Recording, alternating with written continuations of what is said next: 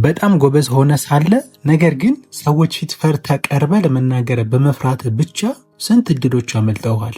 በውስጥ ትልቅ አቅም እያለ ሰው ምን ይለኛል ወይም ብሳሳትስ በሚል ስጋት ብቻ ስንት ያቀድካቸው ስራዎች ሳይሰሩ ቀርተዋል።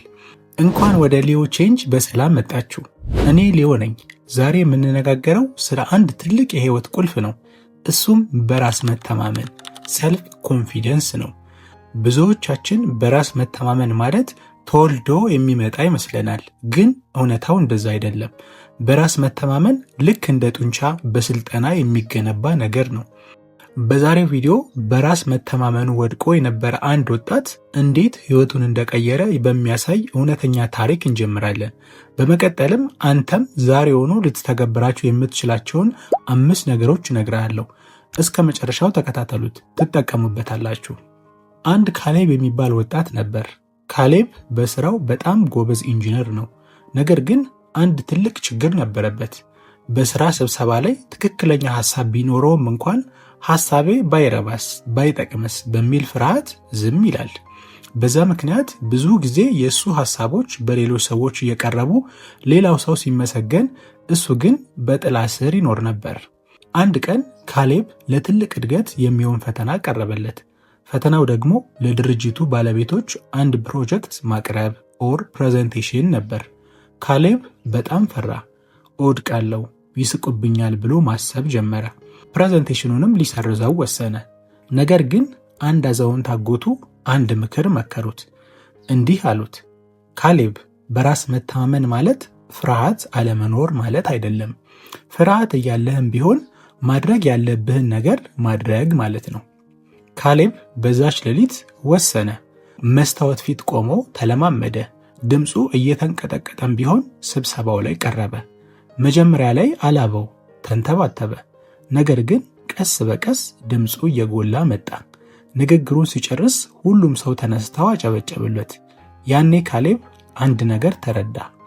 ትልቁ ጠላቱ ጭንቅላት ውስጥ የፈጠረው ፍርሃት እንጂ የሰዎቹ ፍርድ አልነበረም። ከካሌብ ታሪክ እንደምንረዳው በራስ መተማመን ተግባር ውስጥ ነው ያለው። አሁን አንተም እንደ ካሌብ እንድትሆን ማድረግ ያሉብህን 5 ነገሮች እነግርሃለሁ።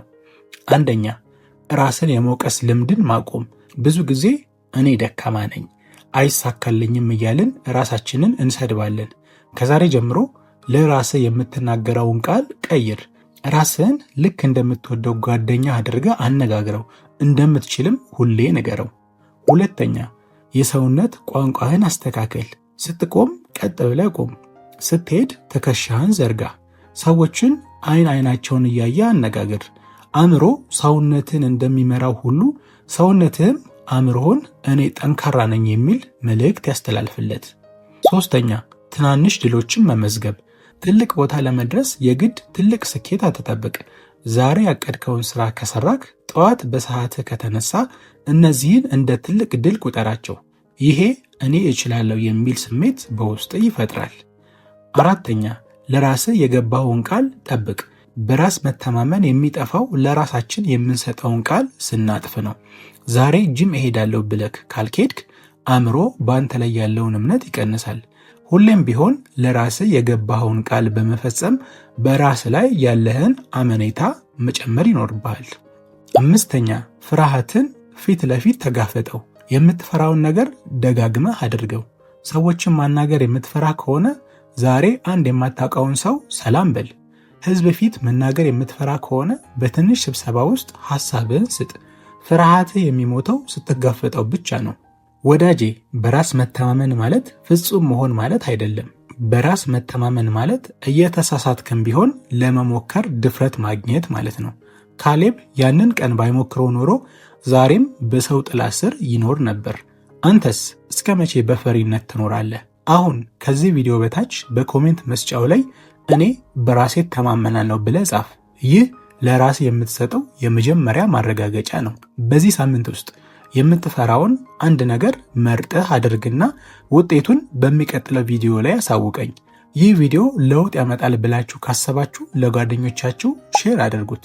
እንደዚህ አይነት የህይወት ለውጥ የሚያመጣ ቪዲዮዎችን ሁሌም እንዲደርሷችሁ ደግሞ ሰብስክራይብ ማድረግና የደውል ምልክቷን መጫንን አትርሱ። ለውጥ የሚጀምረው ከውስጣችሁ ነው። በሚቀጥለው ቪዲዮ እስክንገናኝ ድረስ ቸር ሰንብቱልኝ። ይህ ሊዮ ቼንጅ ነው።